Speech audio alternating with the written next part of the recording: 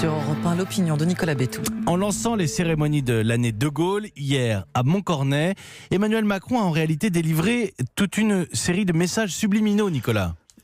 Oui, en théorie, cette visite sur les champs de bataille de mai et juin 1940 devait être le premier déplacement d'Emmanuel Macron depuis plus de 2 mois consacré à autre chose que la crise du coronavirus. En réalité, à travers l'évocation de ces moments d'histoire, il n'a parlé que de ça, à la fois de la crise, pour rappeler qu'il était déjà arrivé que le pays soit vaincu par un ennemi implacable, et puis pour souligner ensuite que même dans des circonstances aussi cruelles, la France s'était redressée.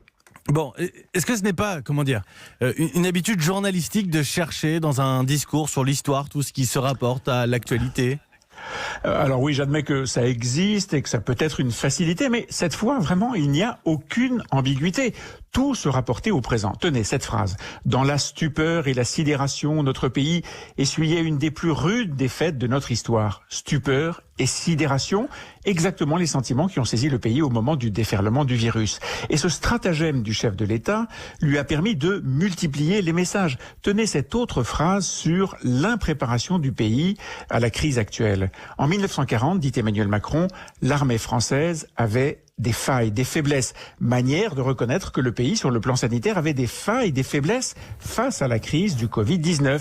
Ce qui ne l'a pas empêché, il y a 80 ans, comme aujourd'hui, de tenir tête. L'allusion est transparente. Mais est-ce que ça fonctionne encore, Nicolas, cette référence à De Gaulle ?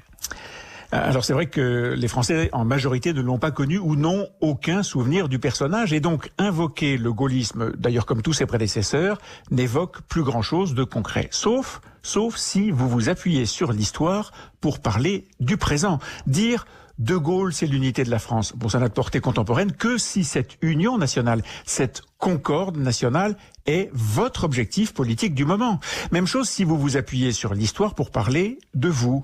Dire que, je cite, la majorité des hauts fonctionnaires et des dirigeants politiques se montraient fatalistes en 1940, c'est justifier l'incompréhension et le déficit de confiance que subit aujourd'hui le chef de l'État.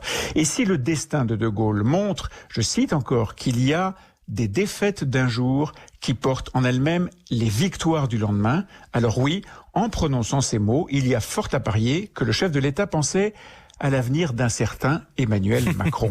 Merci Nicolas Bétou, directeur du journal L'Opinion, votre édito tous les matins sur Europe 1, juste avant 8h.